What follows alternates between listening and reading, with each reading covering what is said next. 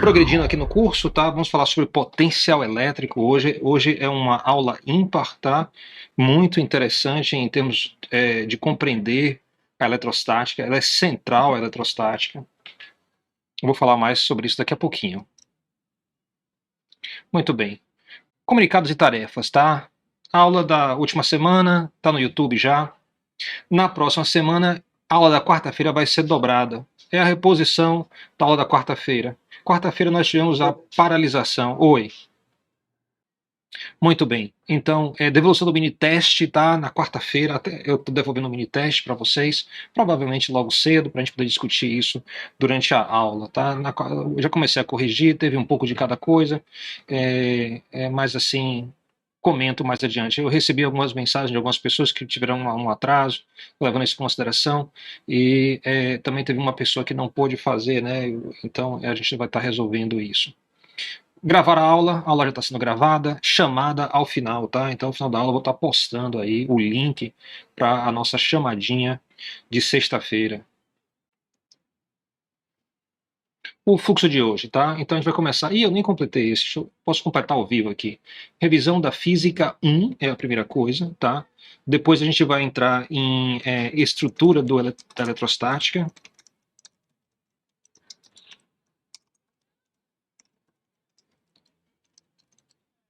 A gente vai falar sobre potencial elétrico. Agora, isso aqui é muito importante, tá? Que é o seguinte, a gente primeiro vai ter um exemplo, ou você pode chamar melhor ainda de aplicação. A gente vai aplicar isso a uma situação muito específica. A gente vai aplicar a situação do campo elétrico uniforme. Tá? A sigla lá do ensino médio, eu acho um barato, é CEL. Tá? Então, é o campo elétrico uniforme. Então, a gente vai aplicar a essa situação. Por quê? Porque esse é o campo mais simples que existe. Ele é simplesmente uniforme, igual em todo lugar. Então, ele é muito bom para você enxergar as relações eletrostáticas. Tá? E depois, ao final, a gente vai ter a aplicação. Aí, para o outro campo, a gente vai começar com o campo de Coulomb. Como eu vou explicar, a gente poderia continuar essa lista, assim, entrar campo do fio, campo da placa, campo disso, campo daquilo outro, tá? Mas eu vou restringir essas duas situações, tá? A primeira, que ela é muito simples, e a segunda, porque é o campo fundamental, tá? Então, sendo o campo fundamental, você tem aí, pode construir os outros conhecimentos a partir dele. Há alguma pergunta até aqui?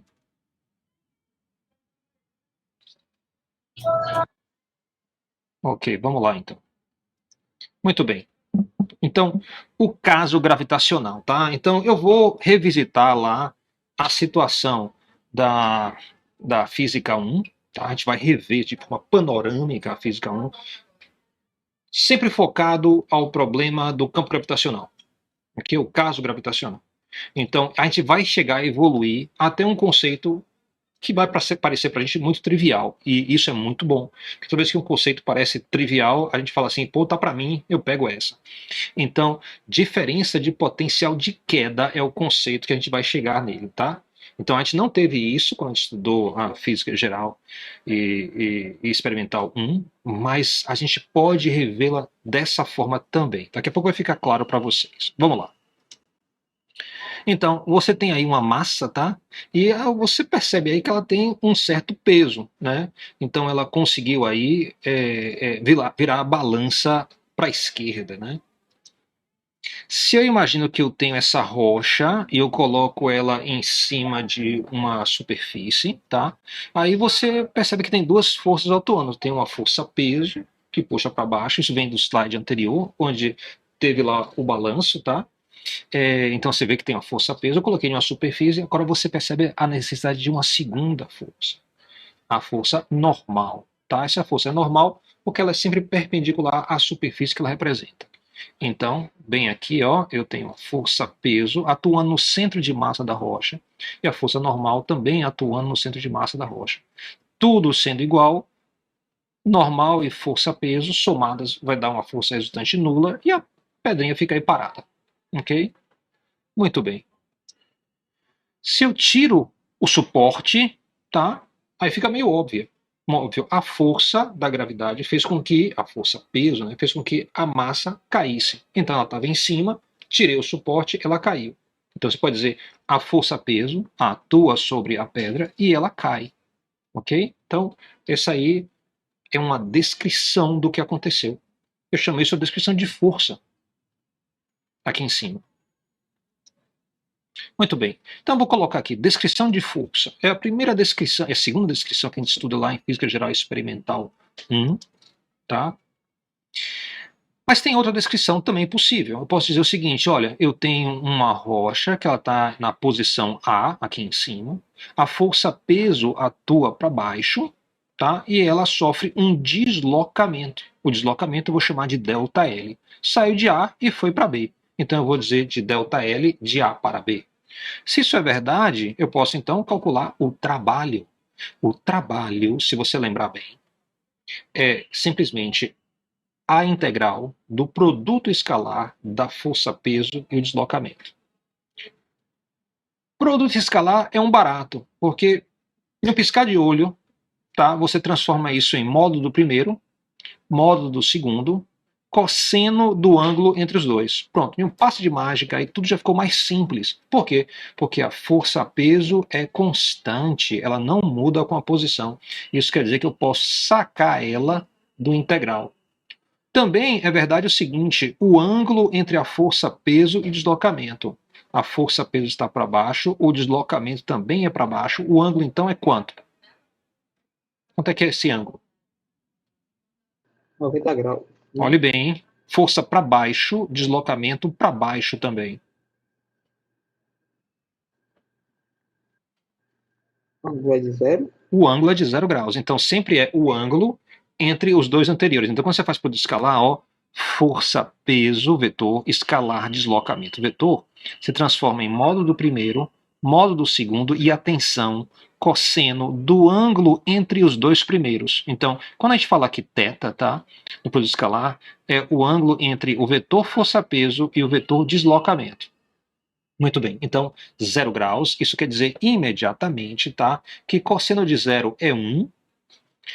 A força-peso posso colocar em evidência porque ela é igual a mg. Deslocamento é simplesmente o dl, né? Então, se eu faço aqui, ó, mg ΔL de A para B, ok? Então, tá aí o meu trabalho realizado. Lá no ensino médio, muita gente falava assim, mgh. Então, é a massa vezes 9,8 metros por segundo ao quadrado, vezes a altura da qual caiu, ok? Então, se eu tenho aqui essa expressão, eu sei, pelo teorema trabalho, energia potencial, que a gente estudou lá na mecânica, tá? É essa parcela que é o trabalho é igual a menos a variação de energia potencial. Ou seja, quando eu tenho o trabalho, tá? De A para B, ele dá um valor, tá? Um valor aqui, o trabalho realizado.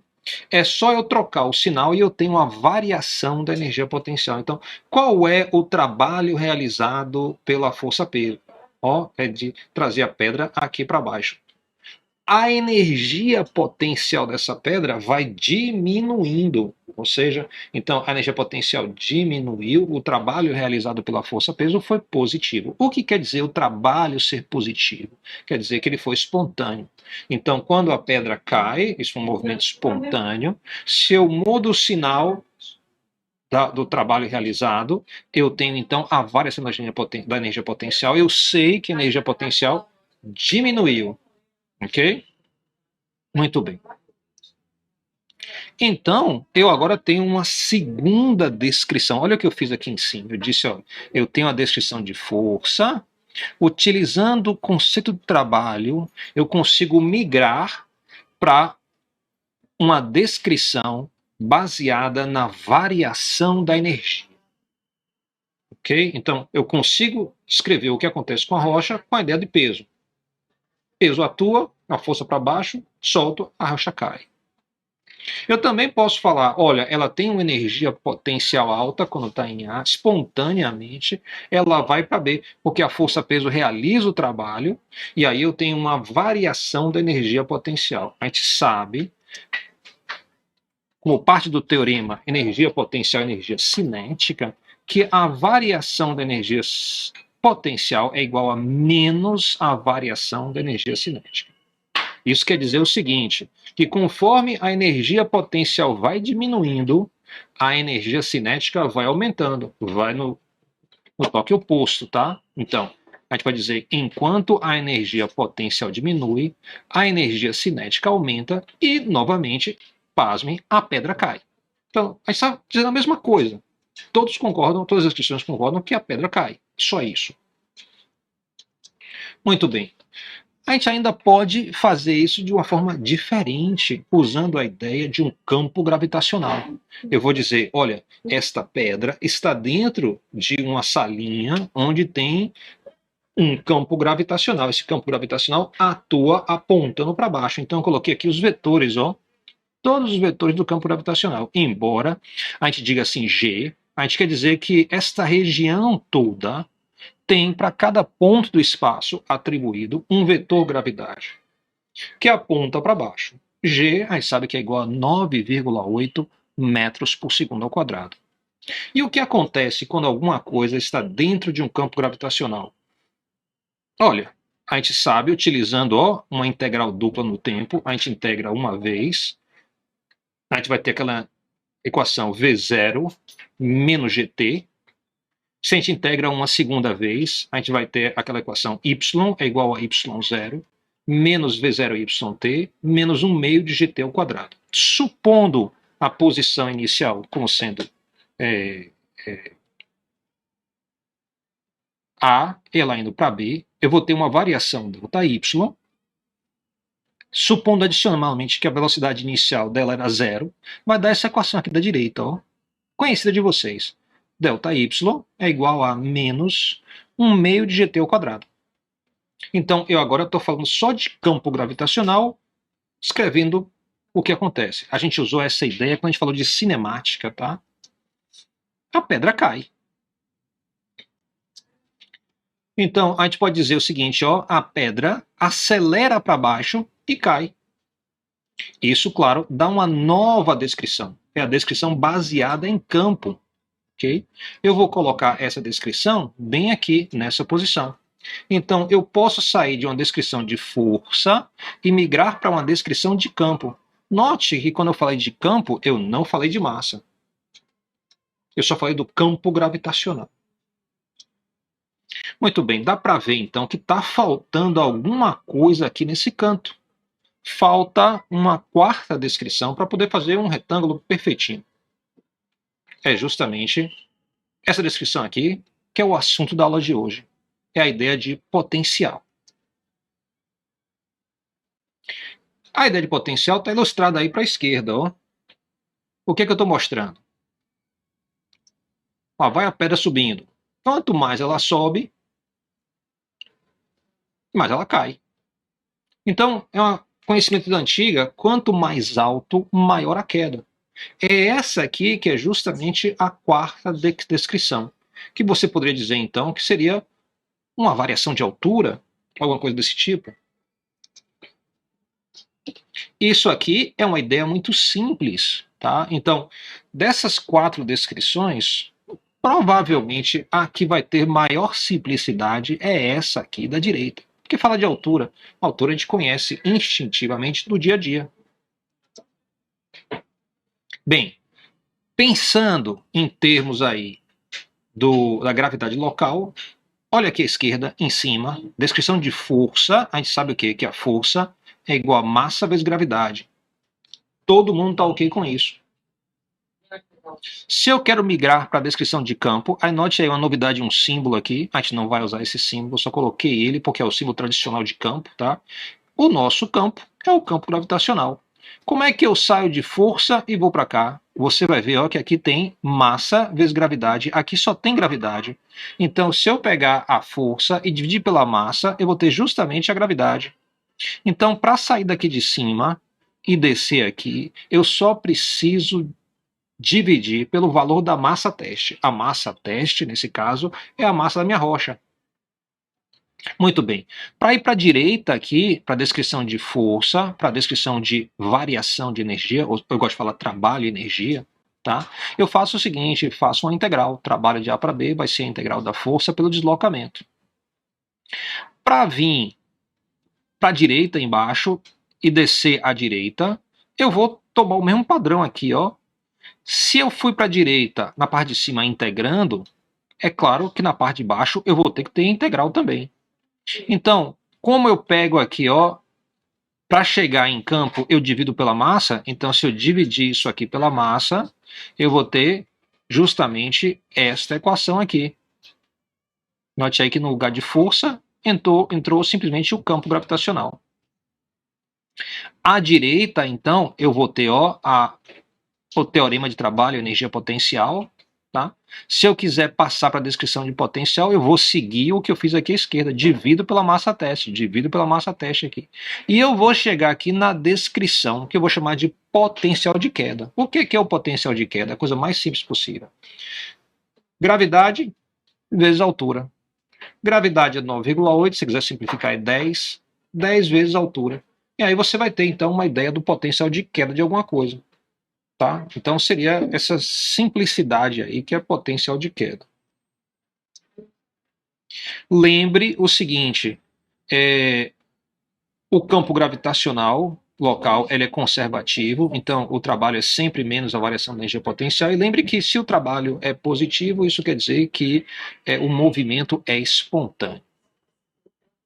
Bem, aí eu tenho então essas 4 descrições. Vamos dar uma olhada assim de forma mais abrangente. O que é que eu vou ver? Eu vejo que as 2 descrições da esquerda envolvem vetores. Ó. Eu tenho vetor em cima, vetor embaixo. Então eu tenho 2 descrições vetoriais. As da direita só tem energia e tem ó, gravidade, o módulo da gravidade, multiplicado justamente pela altura. Então você vê aí que eu tenho 2 escalares. Como é que isso acontece? Produto escalar aqui, ó, em cima e embaixo, transforma vetor da esquerda em escalar na direita. Então, todas as 2 descrições da direita são escalares. E aí, você prefere vetor ou escalar? Quem se manifesta aí? Qual é mais fácil de trabalhar? Vetor ou escalar? Na matemática, todos os integrais que você vê são escalares. Você não vê cálculo vetorial, que seria o cálculo com vetores. Você só vê cálculo com funções escalares. Qual é mais fácil de trabalhar, vetor ou escalar? Quem manifesta aí? Que depende do problema, não?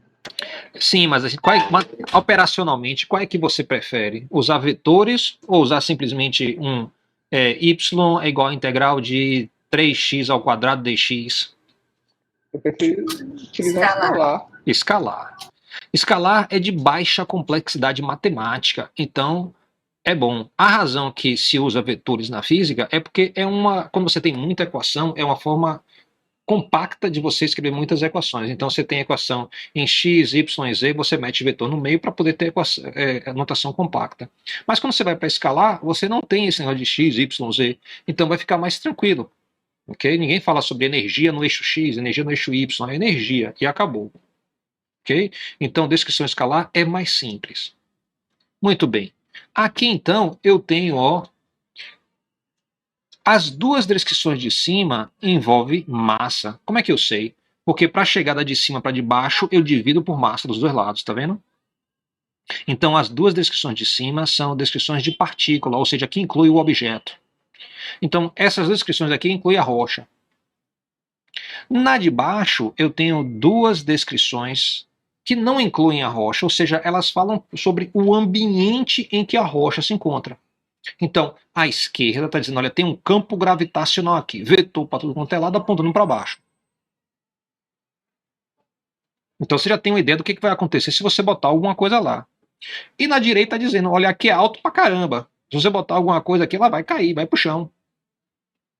Então, dessas 2 descrições, note que há uma certa simplicidade na de baixo. porque ela vai falar sobre alguma coisa que existe naquele meio, não vinculado ao objeto que você vai colocar. Então, antes de colocar o objeto, você já tem uma ideia do que está acontecendo. Muito bem. Então, note aí, em cima, descrições que envolvem o objeto. Embaixo, descrições que envolvem o meio em que o objeto vai se encontrar se você colocar ele ali. Novamente, a descrição de baixo, tá, da direita, está prevalecendo como sendo a mais simples. Olha aqui então. Em imagens, cada uma das descrições. À esquerda, você tem uma massa e tem uma força-peso atuando, é a descrição de força. Logo embaixo, a descrição de campo, tá? Vetor tudo para baixo, apontando para baixo. À direita, eu tenho o seguinte: eu tenho uma rocha que tem muita energia potencial e pouca energia cinética, e conforme ela vai caindo, ela transforma a energia potencial em energia cinética. Ok? E por último, à direita, eu tenho aqui ó, o meio em que se encontra é assim: ó, em cima está muito alto, embaixo está menos alto, está mais baixo. Então, note aí, o diagrama que eu usei menos símbolos para representar foi justamente esse aqui da direita. Novamente, esse alto e baixo é muito interessante. Mais interessante ainda, se você começa a usar a linguagem gráfica própria, tá? A linguagem gráfica própria é você entender que você pode representar essa questão de altura de um objeto, tá? Através de um diagrama de relevo. Tá? Então, muita gente vai utilizar algo desse tipo. Deixa eu ampliar aqui para vocês. Então, eu tenho aqui uma superfície, tá? Ela está me dizendo assim como é que se encontra esse espaço. O lugar que é vermelho é mais alto e o lugar que é roxo é mais baixo. Então, você nota o seguinte: se você botar uma bolinha aqui em cima, ela vai tender a ficar aqui em cima, mas se você der uma cutucada nela, você observa que naturalmente ela desce bem para cá. Se você tiver um objeto aqui, ó, nessa posição aqui, ele vai ficar em cima, mas se você cutucar ele, ele vai ó, descer e ele pode acabar aqui, ó, nesse fosso aqui. Então, começa a aparecer aqui uma descrição, tá, que é muito intuitiva. Se você tem um vale com montanhas e é desse tipo, você pode dizer até, olha, eu quero sair daqui e vir para cá. Qual é o caminho de menos esforço? Você pode dizer, olha, talvez o caminho de menos esforço seja seguir essa linha aqui. Porque nessa linha aqui, você não está subindo nem descendo. Você está mantendo uma altura constante. Então você vai poder chegar aqui, talvez com menos esforço. Depois você desce aqui essa ribanceira.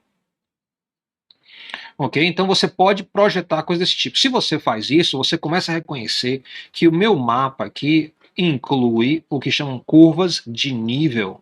Então eu tenho uma curva de nível bem aqui, tenho outra aqui embaixo. E como é que você faz essas curvas de nível? Digamos aí que eu tenho uma curva de nível para 85 metros, por exemplo. Então se eu estou em 85 metros, eu estou nessa curva de nível aqui. Isso quer dizer que bem aqui, ó, eu também tenho outro pico de montanha que passa da altura de 85 metros. Se eu venho para cá, nessa região aqui, eu vou ter uma altura por volta de 60, ó, então eu tenho aqui essa curva de nível. Bem, é comum você fazer mapas dos lugares.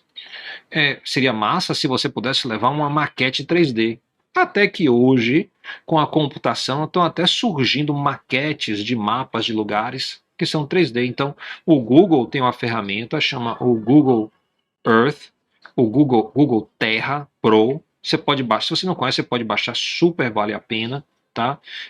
Que vai dar uma ideia de relevo 3D para qualquer mapa que você queira do mundo, né? Então você vai para qualquer região, você vê aquela região mais ou menos em 3D. É massa isso, tá? Mas muitas vezes você não pode levar com você um mapa 3D ou então é inconveniente. Você tem interesse em reduzir a informação de 3D para 2D. Então note aqui que bem embaixo dessa figura tem um mapa bidimensional, no qual foi projetado todas as curvas de nível E foi utilizada uma cor associada, né, para você entender justamente o mapa. Então você vai ver que onde essa bolinha se encontra, que é muito alto, aparece aqui no mapa 2D como um círculo vermelho escuro. O círculo não é perfeito, certo? Tem uma certas modificações, digamos assim, seria uma figura circular, né? E você tem outros anéis, ó, concêntricos, vários outros anéis concêntricos, mostrando então que eu tenho uma ribanceira aqui nessa região. Note que se eu tivesse aqui em cima, eu perguntasse assim, para que lado tá a ribanceira é pior? Aí você vai ver, no lugar onde as curvas de níveis estão mais próximas, isso está mostrando que a ribanceira é pior. Onde as curvas de níveis estão mais afastadas, a ribanceira é menos pior, digamos assim. Ela é menos íngreme.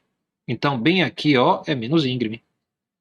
E assim você pode ir entendendo o mapa 3D a partir de uma representação bidimensional. E nessa representação foi muito importante as curvas de nível. Ok? Então tudo isso vai aparecer agora lá dentro do contexto da eletrostática. Alguém tem alguma pergunta? Algum comentário? Por enquanto, Ok, até aí tá entendível. tá. Então, imagine o seguinte, um exemplo aí. Eu não vou nem fazer esse exemplo, a gente vai fazer aqui rapidamente. Tá? Vamos dizer que G é 10, tá? A gravidade é 10. Uma criança de 15 quilos vai de 1 para 2, ou vai de cima para baixo na escorregadeira. Tá? Determine o peso da criança. Você está aqui ó, nessa descrição. Então, isso é massa vezes gravidade. 15 vezes 10, 150 newtons. Está aqui, já resolvi esse A. B, o trabalho realizado pela criança ao subir. Então, qual é o trabalho realizado dela ao subir aqui essa escada? Ah, é fácil. Eu tenho aí o trabalho, é a força pelo deslocamento. A força a gente já sabe que é 150. Vai subir 2 metros, então aí vai estar 150 vezes 2, vai dar 300 joules. Foi o que ela gastou aqui para subir.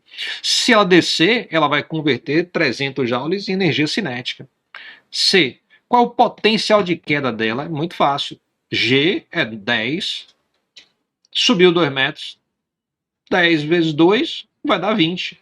Então, o potencial de queda dela é 20.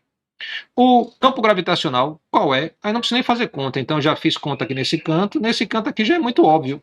O campo gravitacional, a gente falou que era 10 metros por segundo ao quadrado em qualquer ponto dessa região. Então, já resolvi A, B, C, D. Falta aí é a velocidade da criança quando chega ao chão.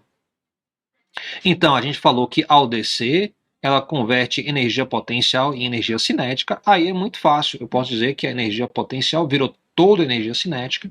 Então, a energia cinética é 1/2 de mv ao quadrado. Vai ter que ser igual à variação da energia potencial. Então, eu isolo a velocidade e resolvo.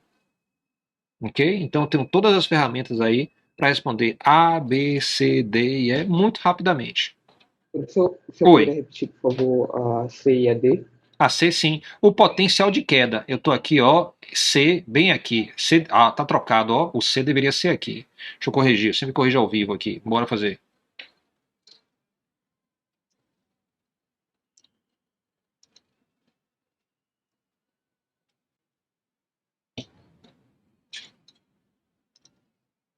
O peso, o trabalho, o potencial de queda. Ainda ficou no lugar errado.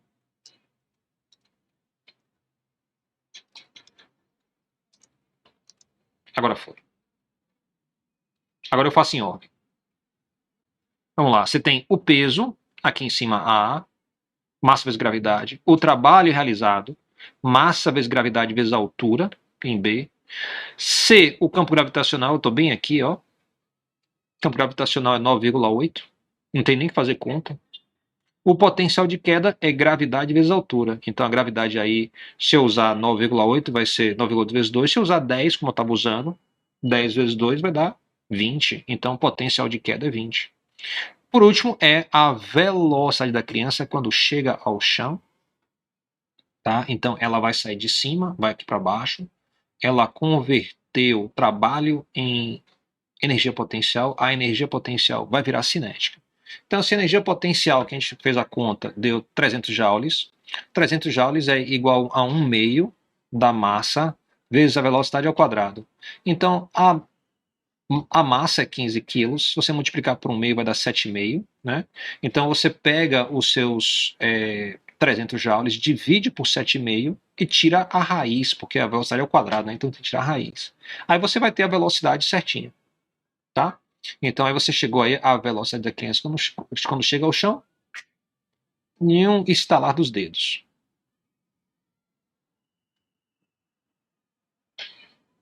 Ok, vamos lá então.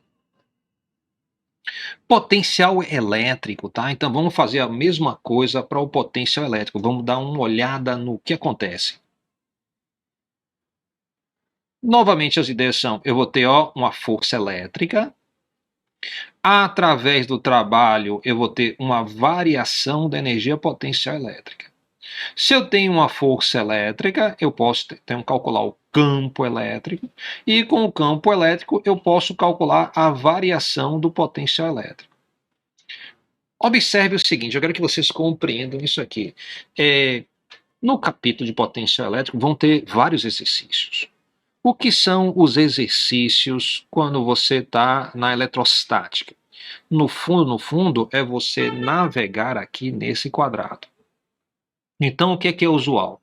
Alguém lhe dá a força, lhe pede a variação da energia potencial elétrica. Alguém lhe dá o campo e lhe pede a força elétrica. Alguém lhe dá o campo elétrico e lhe pede a variação do potencial elétrico. Ou seja, quase todos os exercícios podem ser reduzidos a navegar aqui. Então, isso aqui resume a eletrostática. Fica faltando pouco, você vai ver. O que fica faltando foi o que foi dado em campo elétrico. No capítulo de campo elétrico, a gente aprendeu a calcular os vários campos elétricos.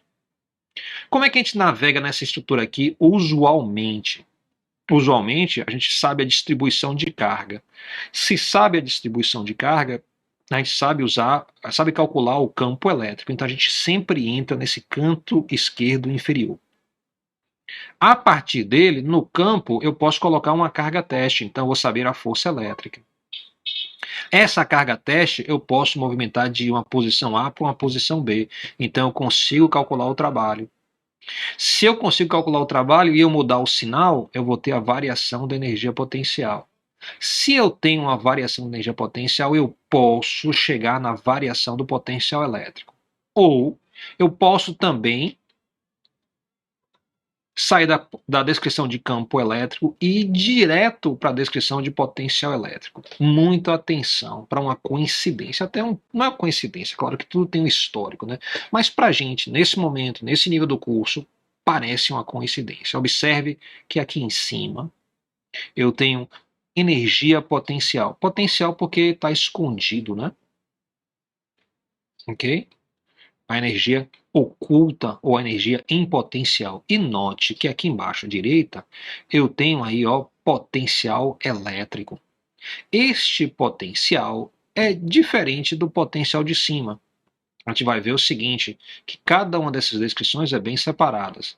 Mas o fato de haver o mesmo nome na descrição de cima da direita e na descrição de baixo da direita, claro que empregado de forma diferente, tá? Leva a uma certa confusão inicial. Aprenda logo a separar isso. Outra coisa, o que no fundo vai ser feito aqui? Olha, aqui a gente vai falar sobre Newton, aqui vai falar sobre Newton por Coulomb, aqui a gente vai falar sobre Joule, e aqui a gente vai falar sobre Volt, sobre tensão, sobre o que é medido com esses aparelhos de medida de tensão elétrica. Note aqui que nessa descrição aqui, quando eu tenho volt, tá, imediatamente permite eu reescrever a unidade de campo elétrico. A gente vai ver que a unidade de campo elétrico pode ser expressa de diferentes formas. Uma delas é volt por metro. Ok? A gente vai ver isso daqui a pouco. Outra coisa. Aqui eu coloquei as setas com a direção preferencial. Mas claro que todas essas transformações são reversíveis. Assim como eu posso descer de força para campo elétrico, eu posso passar de campo para força elétrica. Se eu vou de força para variação de energia potencial, tá? Eu posso voltar de variação de energia potencial para força. Se eu estou em campo elétrico e vou para variação de potencial elétrico, claro que eu posso voltar. E o mesmo é verdadeiro para essa última relação aqui. Outra coisa. Lembre que quando você vai da esquerda para a direita, envolve um integral. Então, se você quer voltar, qual é a operação inversa do integral? Quem sabe aí? Derivada? É a derivada. Então, quando você vai da esquerda para a direita, você integra. Quando você volta, você deriva. Quando você vai de cima para baixo, tá? Na questão da mecânica, a gente sempre dividiu pela massa teste. Adivinha o quê? A gente vai fazer o quê? Dividir. Quando você vai de força elétrica para campo elétrico, você divide por quê? Quem sabe? Não me recordo no momento, não. De qual a Deixa eu definição? só recapitulando. Então, quando eu vou da esquerda para a direita, é integração, né? Exatamente, da esquerda para a direita, integração. Da direita para a esquerda é a derivada. E quando você vai de cima, quem lembra aí qual a definição de campo elétrico? Como é que campo é definido?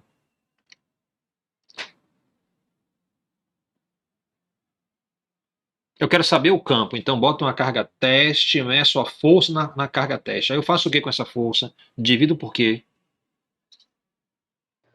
Eu já Pelo respondi quadrado até. da distância? Não, já respondi. Eu vou perguntar de novo. Eu divido por quê? Eu já respondi. Por que eu já respondi isso? Diga aí.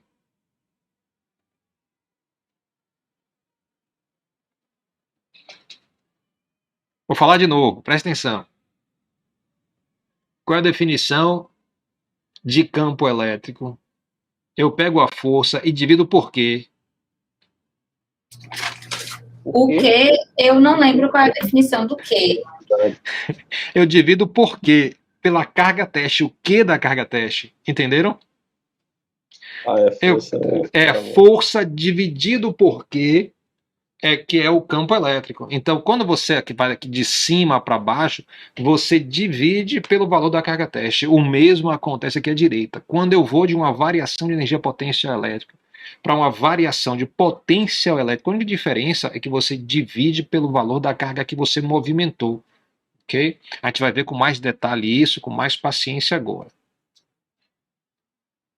Muito bem. O módulo do campo elétrico é aquela lá que é K vezes Q dividido pela distância ao quadrado. Guarde essa ideia aí. Isso aí é o campo de Coulomb, a gente vai falar sobre ele agora. Então, ó, onde é que é usual eu fazer entrada nessa estrutura aqui? O usual é justamente o que você mencionou aí, olha. Eu posso entrar na estrutura usando o campo elétrico. Qual campo? Por exemplo, o campo de uma única carga, que vai ser justamente o K vezes Q sobre R ao quadrado, ou, como a gente gosta mais de falar, Q sobre 4π epsilon 0 R ao quadrado. Tá? Então a física prefere essa forma de expressar o campo elétrico de uma única carga. Tá? Então posso usar isso e entrar na estrutura bem aqui, ó, com campo elétrico. Com isso aqui, então posso calcular todas as outras relações. Então eu posso ter um quadrado desses voltado só para a carga pontiforme. Ou, se eu quiser, eu posso usar o campo elétrico de um dipolo. Como é que é o campo elétrico de um dipolo? Olha, ele não tem uma forma fechada que a gente conheça agora. Claro que ele tem uma forma fechada, a gente só não está mostrando ela agora. Mas você obtém como você soma, faz o princípio da superposição e soma os campos elétricos. Se você fizesse uma análise do que acontece com o campo ele cai como 1 sobre R ao cubo. Então você poderia usar esse campo para entrar bem aqui. Aí você teria um quadrado desse aqui só para o dipolo. Ou, se você quisesse, você poderia usar o campo elétrico de uma linha de cargas. Como é que é o campo elétrico de uma linha de cargas? O campo elétrico vai ser igual a lambda sobre 2π epsilon 0 R. Então eu posso utilizar este campo elétrico para começar aqui no canto esquerdo inferior e sair calculando todas as relações. Aí, se eu quiser também, eu posso utilizar o campo elétrico de um plano de cargas. E aí começar aqui e começar a explorar aqui toda essa estrutura novamente. Ou ainda, se eu quiser, eu posso usar o campo elétrico de duas placas paralelas, ou seja, o campo elétrico uniforme que tem a sigla CEL. O campo elétrico simplesmente é sigma sobre ε0 entre as duas placas, onde sigma é a quantidade de carga que você tem por área nas placas, seria a densidade de cargas. Então, eu posso pegar isso aqui, utilizar aqui nesse cantinho e sair explorando aqui todas as estruturas. Eu, claro, não vou querer explorar todas essas possibilidades. Isso é um universo muito grande. Eu vou reduzir.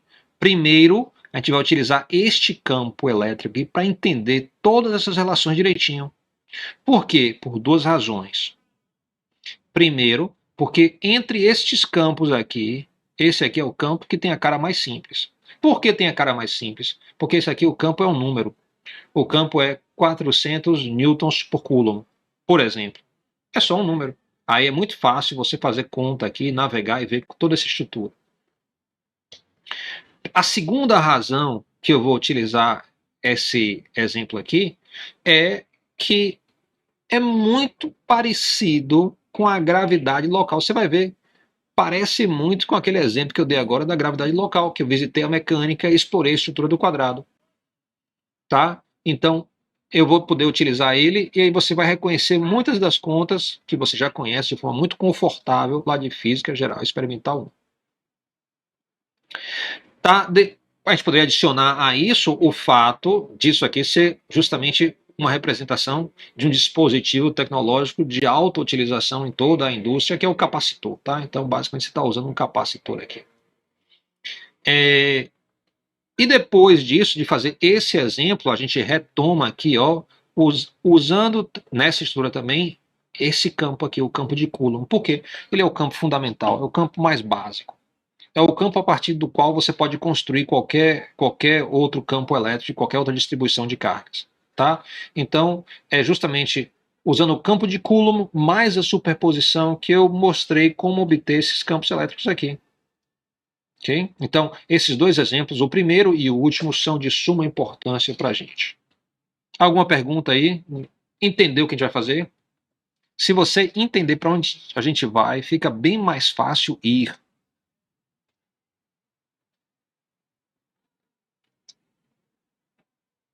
Muito bem. Então, vamos lá. Bora ver como é que fica. Então, pegando o campo elétrico uniforme, eu sei que o campo elétrico é sigma sobre ε0. Beleza, botei aqui na esquerda, ó. O campo elétrico em módulo é igual a sigma sobre ε0. E a parte vetorial, como é que fica? O campo aqui está para a direita. O desenho está mostrando. Ele é horizontal e está para a direita. Então você tem direção e sentido. Muito bem. Vamos agora, então, trabalhar. Vamos para a descrição de força. Note que para ter força tem que ter uma carga teste. Então botei aqui uma carga teste aqui à esquerda. Ó. Botei ela pertinho da placa positiva. Ó. Tanto faz se ela está aqui, se está no meio, está adiante, a força vai ser sempre igual. Por quê? Para eu sair de campo elétrico e passar para força sobre a carga teste, eu só faço isso, multiplico pela carga teste. Então, a força sobre a carga teste, nós já vimos, é igual a carga teste vezes o campo elétrico. Está aqui, expressão simples. Então, se o campo aqui era 400, se a carga teste aqui, vamos chutar aí uma coisa... 1 microcoulomb, então você vai ter 400 vezes 1 microcoulomb, que vai dar então, vai dar 4 vezes 10 a menos 3, né? 4 milinewtons, né? 4 milinewtons. Então é essa conta que você vai fazer, tá simples demais, tá? Então você pegou e fez isso. Muito bem. Agora vamos passar para outra descrição. Eu faço isso calculando o trabalho, deslocando a carga teste de A até B. Então, se a carga teste aqui está bem aqui, eu vou deslocar ela até a outra placa. Qual é o trabalho realizado? Então, muito bem. Eu peguei aqui, ó, movimentei ela, você viu aí, ó, movimentei de A para B. Então, A é próximo à placa positiva, B é próximo à placa negativa. Qual é o ângulo entre a força e o deslocamento? Quem me diz aí? A força elétrica é esse vetor preto aqui, ó. Ela está em que direção? Para direita, não? Para a direita. E o deslocamento dela, observe. É para que lado? Para a direita Para a também. direita. Então, o ângulo entre a força e deslocamento é quanto? 0. Zero. Então, se você vai calcular o trabalho realizado, se o ângulo é zero entre a força e o deslocamento, você dizer que cosseno de zero vai ser 1. Caiu o cosseno. Ficou a força. A força é 400. Pô, bota 400 em evidência do integral. Fica o deslocamento. Se a separação é 2 centímetros, então, desculpe, se a força é. A gente falou que era 4 milinewtons. Se a força é 4 milinewtons, fica aí para multiplicar pelo deslocamento. O deslocamento é 2 centímetros, que em metro é 0,02. Calculou, tá aqui, ó, trabalho realizado. Então você sabe o seguinte, ó, é espontâneo esse movimento, ela vai do positivo para o negativo espontaneamente, ela é uma carga teste positiva. Nós achei que eu usei o azul para ela. E aí? Qual a pergunta, perdão? O trabalho realizado pela força elétrica ao mover a carga teste da esquerda para a direita é espontâneo ou não? Diga aí. Vai sozinho ou não vai? Espontâneo. É espontâneo por quê? Espontâneo. Por quê? Que é positivo. Não, espontâneo por quê? Diga aí. Não seria porque é positivo? Ele está indo para a direita. Ela é positiva, Tá mas por que que ela é? Por que que ela vai para a direita? Ela é uma carga o quê? Tá sendo uma carga positiva para uma negativa, no caso. Ela é uma carga positiva, ela está próxima de que placa aqui? Da positiva, no caso. Positivo, Só- positivo, atração, repulsão. São. Repulsão. Então vai ter uma repulsão para a direita. Carga positiva, a outra placa é vermelha, ela é negativa. E aí? Atração, repulsão? Atração. Atração. Então você vê aí que tudo está empurrando ela para a direita. Ela vai sozinha, ela vai do positivo para o negativo, como você falou, né? Sozinha, isso é espontâneo, ok? Então, direção da força e deslocamento, mesma direção, trabalho espontâneo. Isso quer dizer que a energia potencial aumentou ou diminuiu? Aumentou. Olhe bem. Oh, não diminuiu, perdão. Ela foi do lugar onde tinha mais energia potencial, ela vai espontaneamente, então obrigatoriamente a energia potencial tem que descer. O movimento só é espontâneo quando a energia potencial desce. Se a energia potencial sobe é porque alguém empurrou, ou seja, se eu quiser levar essa carga da placa da direita para a esquerda, eu mesmo tenho que puxar. Eu vou suar, viu? Porque eu tenho que ir empurrando contra a força elétrica. Ok? Professor, senti dúvida, poderia explicar essa parte novamente? Sim. Eu tenho uma carga positiva aqui, tá? Note, então, que ela está próxima da placa positiva. Vai haver uma repulsão. Isso faz com que ela sozinha já comece a ir para a direita. Do lado direito, eu tenho carga negativa, vai atrair. Então, ela vai também sozinha. Ou seja, tanto a placa da esquerda como a placa da direita empurram a carga teste para a direita. Isso é uma coisa que vai acontecer espontaneamente. O positivo vai pegar e ir para o outro lado. Ele vai acelerar no caminho, inclusive vai ganhando velocidade. Se ele ganha velocidade, de onde veio essa velocidade? Tem que ter vindo da energia escondida, ou seja, o que a gente chama de energia potencial. Quando a carga está perto da placa positiva, ela tem então energia potencial guardada, ela está pronta para converter energia potencial em energia cinética. A energia potencial então vai diminuindo. Isso então tem todas as marcas do movimento espontâneo. Ok? Muito bem. Ok, Então a gente já viu aqui o que acontece aqui embaixo, aqui e a da direita. Como é que fica? Você vai ter o trabalho realizado e descendo aqui, ó, eu vou ter o quê? A variação de potencial elétrico. Como é que eu chego lá? Tem duas formas de chegar lá. Eu posso pegar o trabalho realizado para deslocar a carga da esquerda para a direita, e aí eu posso dividir pelo valor da carga teste com o sinal menos. Ok? Ou eu posso fazer o seguinte: eu posso pegar o campo elétrico, fazer o produto escalar com o deslocamento e integrar de A para B. Esse integral aqui também é simples, nessa situação é muito simples, porque o campo elétrico está para a direita. Bora ver aqui, ó. O campo elétrico está para a direita, não está? O deslocamento tá de A para B. Então, se eu estou em A, que é a esquerda, a placa da esquerda, e vou para B, a placa da direita, tá? O deslocamento aqui é de A para B, é horizontal e para a direita. Isso quer dizer, então, que o ângulo entre o campo elétrico e o deslocamento, os dois estão para a direita, vai ser 0 graus. Se eu tenho 0 graus, cosseno de 0 vai ser 1. Vai sobrar o campo elétrico. O campo elétrico é constante, então é 400. 400 eu boto em evidência, fica o integral de dl, só é o L. O L é a distância de uma placa para outra, e a gente acertou aqui um número para essa distância de 2 centímetros. Então vai ficar 400 multiplicado por 0,02. 400 multiplicado por 0,02 vai dar 8. Isso quer dizer que tem uma diferença de potencial elétrico entre as duas placas de 8 volts. Agora apareceu um sinal menos aqui, ó. Então vai ser menos 8 volts. Menos 8 volts quer dizer o seguinte, que o potencial elétrico da placa da esquerda é mais alto que o potencial elétrico da placa da direita. Então eu começo a ver potencial como sendo mais alto perto da placa positiva e mais baixo perto da placa negativa. Mais alto, mais baixo. Parece uma descida. Então eu representei aqui, ó, com uma placa. Eu botei uma placa aqui que está mais alta na esquerda e mais baixa na direita.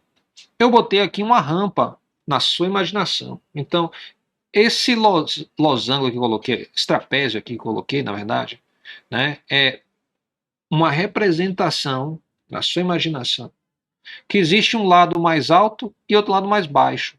Então a diferença de potencial elétrico está mostrando isso. Ok?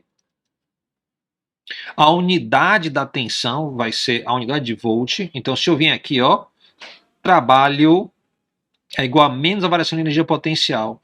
A variação do potencial elétrico é a variação de energia potencial dividido pelo valor da carga teste. Note que eu tinha um negativo aqui, com esse negativo aqui vira positivo aqui embaixo, né? Então eu vou ter delta VAB sobre a variação de energia potencial dividido pela carga teste. Variação de energia potencial é Joule, dividido pela carga teste é Coulomb. Então o volt vai ser Joule por Coulomb. Ou, se você quiser, o Joule sempre é Newton vezes metro. Então, o Volt também é Newton vezes metro sobre Coulomb. Volt, então, é um apelido, tá? É um apelido de unidade. A tensão elétrica, ou, como se fala, a diferença de potencial elétrico entre A e B, vai ser dada em unidades de volt. Isso é no SI, tá? Lembre o seguinte, toda vez que eu tenho aqui ó, delta V de A para B, sempre está implícito que é o final menos o inicial. Então é a tensão, o potencial elétrico no final, menos o potencial elétrico no início. Note aí novamente que aqui em cima eu tenho variação de energia potencial com unidade de Joule, é uma coisa. Aqui embaixo eu tenho diferença de potencial elétrico, que já é volt, é outra coisa. Então, enfatizando aqui, ó, eu fiz uma representação. Você está sendo convidado a imaginar o seguinte, olha, é como se, quando eu estou perto da placa positiva, eu estou imaginando alto. Quando eu estou perto da placa negativa, eu estou imaginando baixo. A transição entre alto e baixo é uma rampa, uma descida. E eu posso imaginar o que acontece com uma carga que é colocada aqui na direita. Ela vai, ó, se você coloca aqui nesse desenho, tá? Ela perto da placa positiva, ela vai para a placa negativa, não foi? Isso é a carga teste. Então, ela vai ter um movimento que vai lembrar a descida de uma bolinha mecânica aqui. Então, isso aqui só é uma analogia. Carga teste eu coloco aqui no ambiente da realidade, onde tem um dispositivo, mas nessa representação que eu estou convidando você a explorar e a entender o potencial elétrico através dela, tá? Eu tenho uma bolinha que ela desce uma ladeira. Eu estou dizendo para você que, aí voltando um pouquinho, essa forma aqui de ver, tá? Onde eu tenho bolinha perto da placa positiva, vai para a placa negativa, tem outra forma de ser vista, através da ideia do potencial elétrico. Eu vou dizer, eu botei a carga aqui perto da placa positiva, então ela, na minha imaginação, está mais alta, ela está em um potencial elétrico mais alto.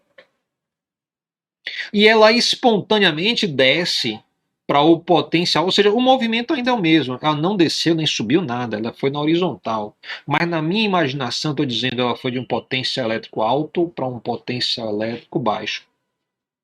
É como aquela ideia que eu mostrei para vocês. Eu mostrei para vocês um relevo de montanhas e vales e falei, olha, a gente consegue representar isso bidimensional, em um plano.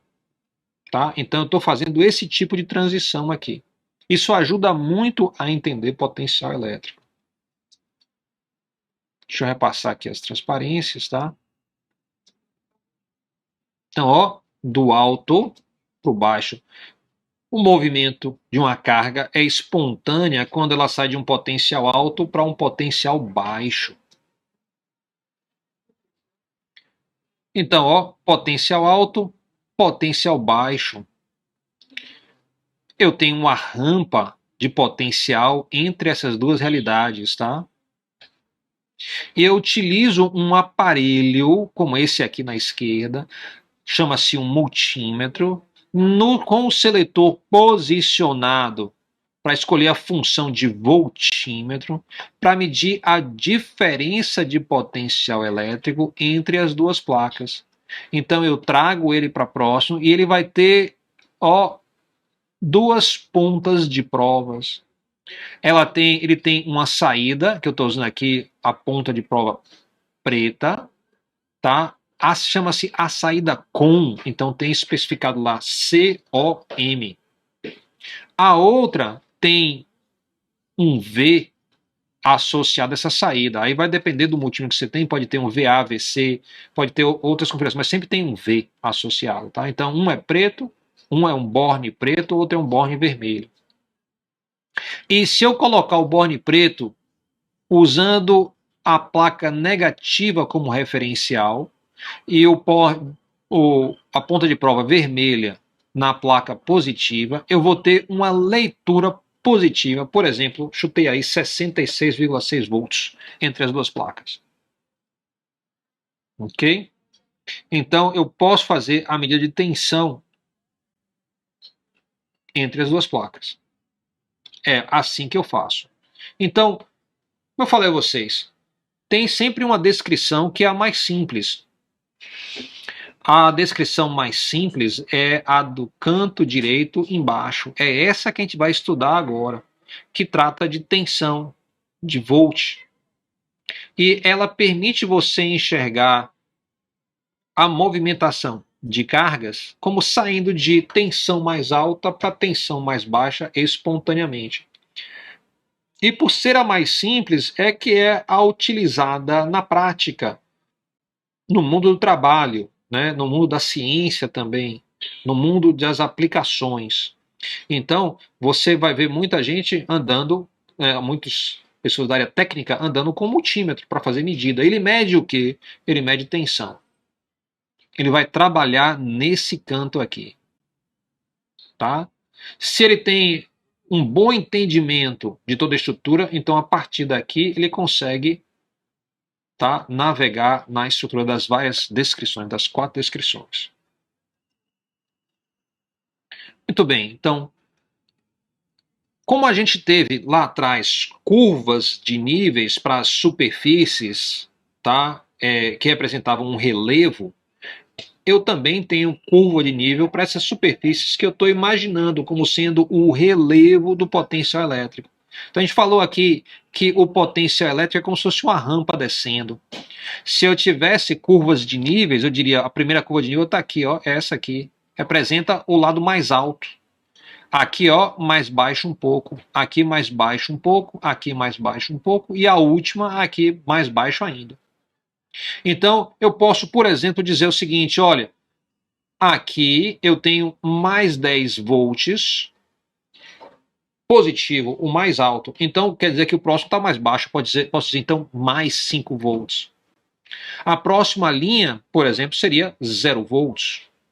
Eu continuar descendo, menos 5 volts, até eu chegar na outra placa, menos 10 volts. Mas isso aqui é que nem a questão da altura, a analogia perfeita. Você sabe que você pode dizer assim, olha, a minha altura tá, é 2 metros.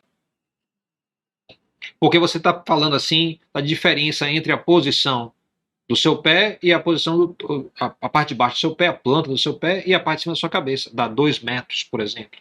Pessoa alta essa, né? Muito bem. Mas se você fala a altura absoluta, né? Então você vai dizer, olha, em relação ao nível do mar, a planta do meu pé está, por exemplo, você está em uma região que está a 200 metros em relação ao nível do mar, a planta do seu pé está a 200 metros em relação ao nível do mar. E o topo da sua cabeça está a 202 metros. Então, você vê que você não pode dizer a posição, a altura de um único ponto. Você sempre pode trabalhar com a diferença de altura. Você só pode dizer a altura de um único ponto se você estabelecer, e aí que está, é o referencial. Então, se você diz que a planta do seu pé vai ser 0, o topo da sua cabeça está 2 metros acima. Se você diz que a planta do seu pé está a 200 metros em relação ao nível do mar, então o topo da sua cabeça está a 202. Tensão sofre da mesma situação. Então, eu poderia dizer aqui que a primeira linha é 20 volts, a próxima linha é 15, a próxima é 10 volts, a próxima é 5 volts e a próxima é 0 volts. Ou seja, o que importa não é o valor da tensão de cada linha, mas sim a diferença entre linhas adjacentes, ou entre qualquer duas linhas. Isso é o que é importante.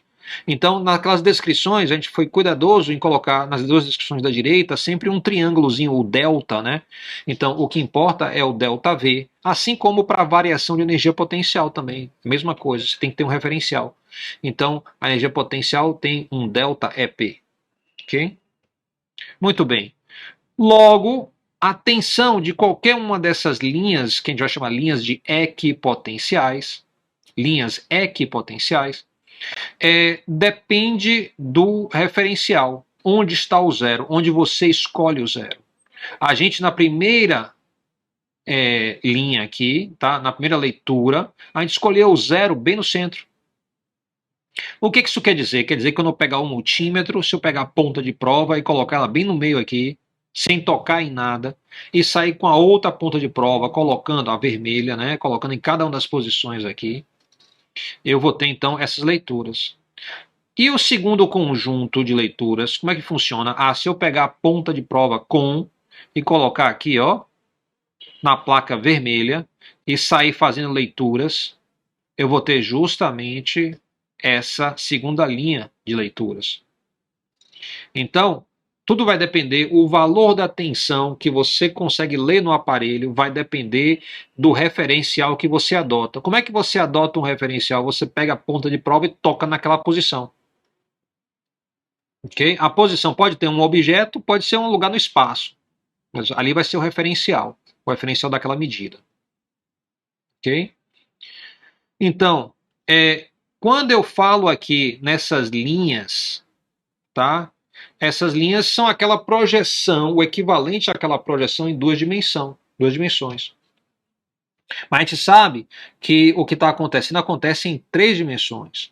Então, aqui, ó, é como se eu tivesse superfícies equipotenciais. Então, cada uma dessas linhas está marcando a posição de uma superfície equipotencial. É assim, ó, eu tenho uma placa positiva, colado na superfície, mas um pouquinho acima, eu tenho a primeira equipotencial. É bem rente à superfície. Depois, eu tenho a outra superfície equipotencial. Aí eu tenho a próxima, e tem uma quinta superfície equipotencial aí, que está bem aqui, e essa quinta superfície é colada na superfície um pouquinho acima, mas é aquele negócio de infinitesimalmente acima, tá? Então, primeira coisa que a gente percebe, quando a gente fala uma linha equipotencial que faz parte de uma superfície equipotencial, isso quer dizer que a tensão nessa superfície aqui, em qualquer posição que você escolha, é sempre a mesma. Se você movimenta aqui o seu multímetro para a posição, enquanto você estiver na superfície equipotencial representada aqui por essa linha equipotencial, a leitura vai ser a mesma. Isso quer dizer, então, que se eu vou medir a diferença de potencial entre a placa da esquerda e da direita, tá? Se eu coloco uma ponta de prova bem aqui e outra ponta de prova bem aqui, a diferença dá meus menos 8 volts, como a gente combinou lá atrás. Menos 8 volts.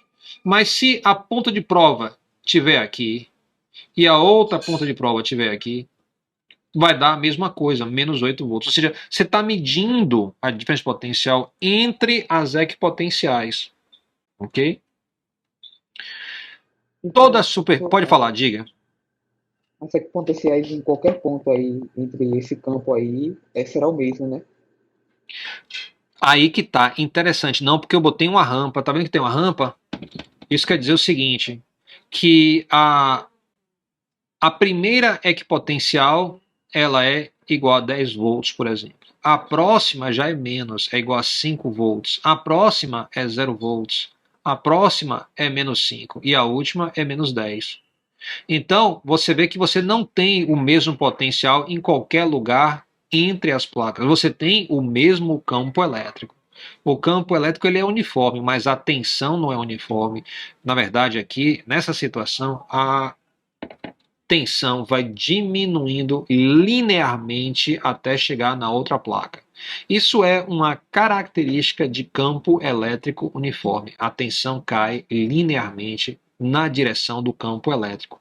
A gente vai falar mais sobre isso e vai amadurecer mais essa ideia. Vai precisar fazer conta, né, para a gente poder entender. Fazendo a conta, tudo fica mais simples.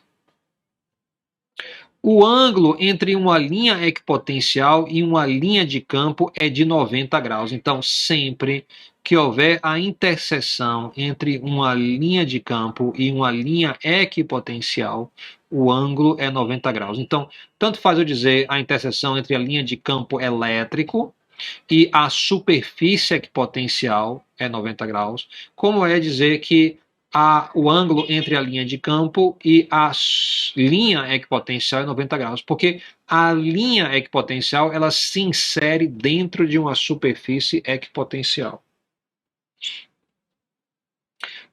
Nesse caso, lembre que as superfícies equipotenciais são planos paralelos às placas. Diga.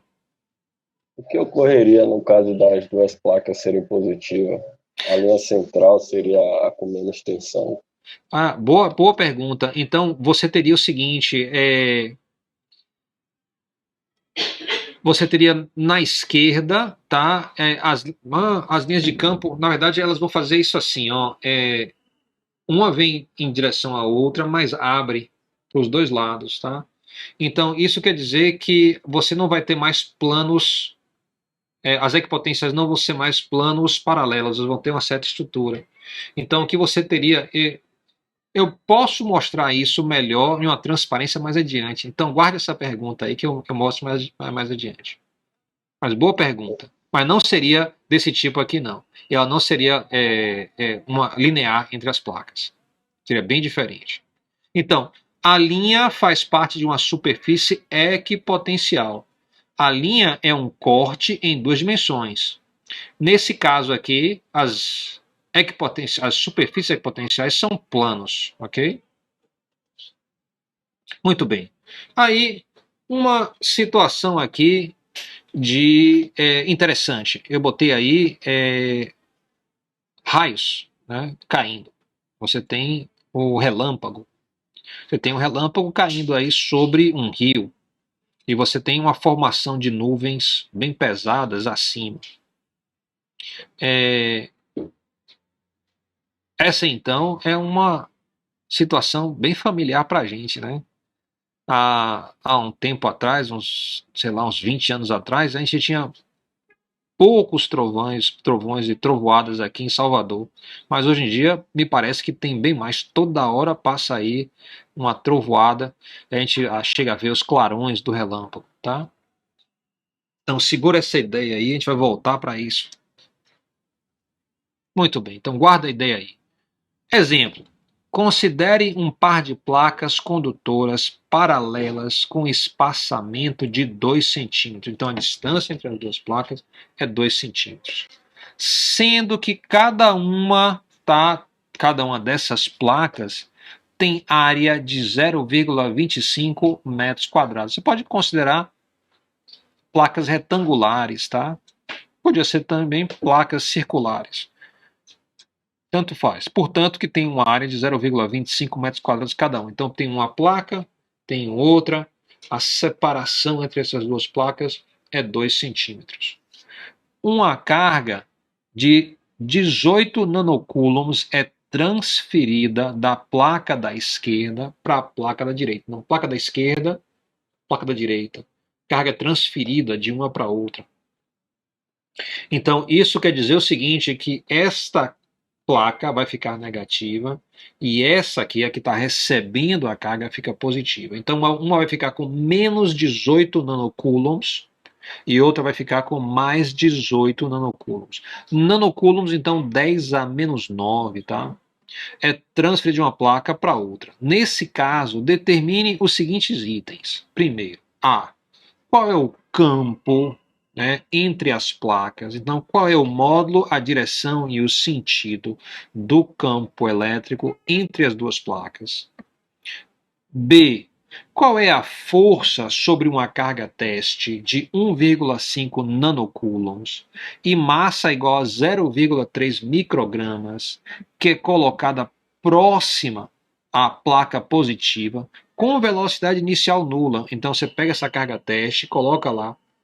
Qual é a força que atua sobre ela? Então calcule a força, novamente, módulo, direção e sentido. C. Qual é a velocidade da carga logo antes de colidir com a placa negativa? Então, se ela está próxima à placa positiva, ela vai querer chispar de lá e ir em direção à placa negativa. E ela vai chegar na placa negativa com que tipo de velocidade? D. Qual é a diferença de potencial elétrico entre as placas antes da inserção da carga teste? Então, sem nem inserir a carga teste lá, qual é a tensão, qual é a voltagem entre as placas? Tente fazer esses 4 itens e aí, tendo tempo, tá? Você faz aí. Por que essa foto está aqui? Qual é o papel dessa foto? E por que, se você não notou, tem uma pontezinha aqui atrás? Por que a ponte é importante? Tá? Tente fazer aí. Eu vou dar para vocês alguns minutos, tá? Tente progredir aí em cada um dos itens.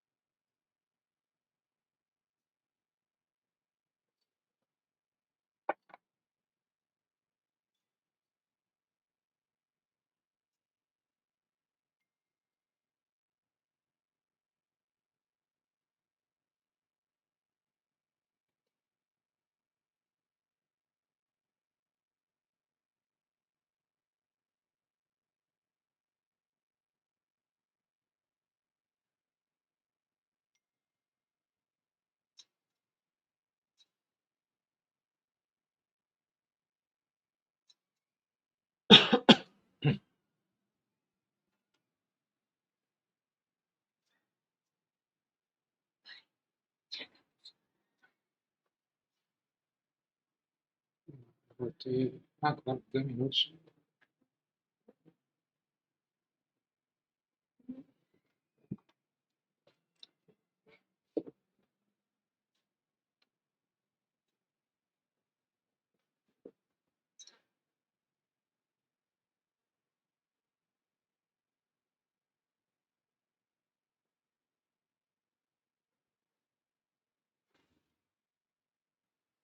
Olha a chuva chegando.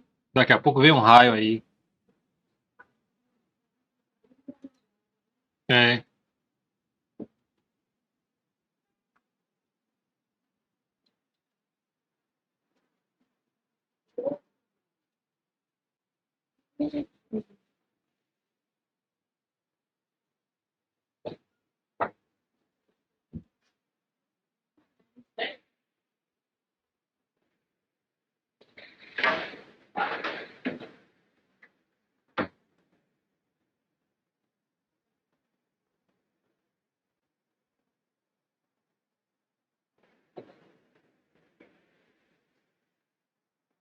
Ok, nós temos aí mais uns 10 minutos. Eu já coloquei o. Tá chovendo pra caramba aqui. Não sei onde vocês estão. Mas vou fazer o seguinte: eu coloquei o link da presença no formulário. E aí eu espero que vocês resolvam essa questão aqui para a próxima aula, tá certo? Então eu vou deixar aqui, ó, a tarefa de responder A, B, C, D, E e F. Tenta fazer isso, tá? E trazer isso pronto. É muito importante que você resolva esse problema com muita seriedade. Porque é resolvendo esse problema e se debruçando sobre aquela estrutura do quadrado, do retângulo, né? De relações da eletrostática aplicadas ao campo eletrouniforme, que você vai ter maturidade para pegar o retângulo aplicado à situação do campo de Coulomb. Então é muito importante que você faça esse exercício. Na próxima aula, a gente deve fazer, então, a aplicação, tá? Da estrutura para o caso do campo elétrico uniforme, logo depois de resolver essa questão.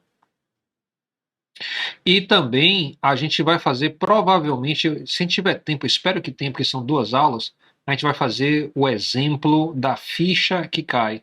Então, ou você dá um gás agora e faz isso aqui, ou a coisa embola, tá? Então, muito importante aqui que você faça essa relação. E na próxima aula também eu vou estar, a gente teve um feriado, né? Então isso mudou nosso calendário um pouquinho. Eu vou estar dando para vocês a data da nossa primeira avaliação, que está se aproximando, tá? Ok, então fica aí, faça. Vocês estão me ouvindo? Sim, sim. Ok, pronto. Então fica aí as recomendações, tá? É muito importante fazer essa questão. Não posso dizer a vocês quanto. E vocês vão ter, se vocês fizerem essa questão, a próxima de Coulomb, e fazer o exemplo da ficha que cai, eu acho que vocês vão ter muita satisfação pessoal, né? Porque vocês vão estar tendo uma visão muito privilegiada eletrostática. Então isso é muito bom.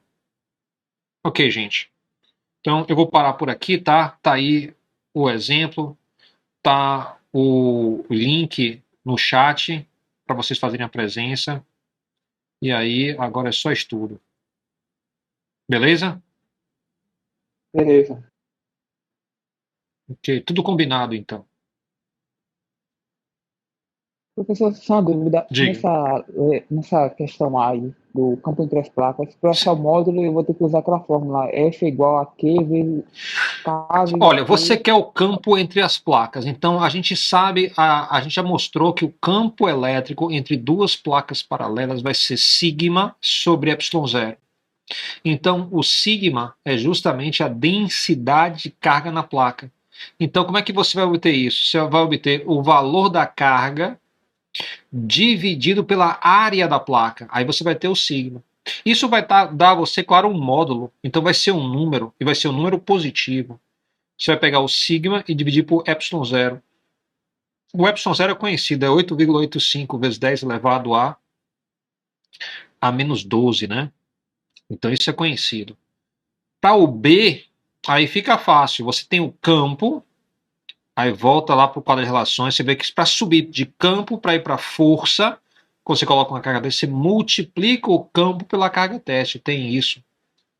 Depois você pode fazer aquele integral para chegar na descrição de variação de energia potencial, porque é lá que você vai ter a relação entre a energia potencial e a energia cinética para tirar a velocidade do item C.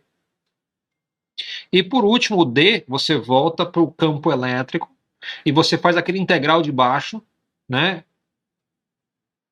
para obter a diferença de potencial entre as 2 placas. Ok? Aí E e F vai depender aí de você entender a questão para poder estar respondendo o E e o F, que são mais qualitativos. Professor, perdão. Diga.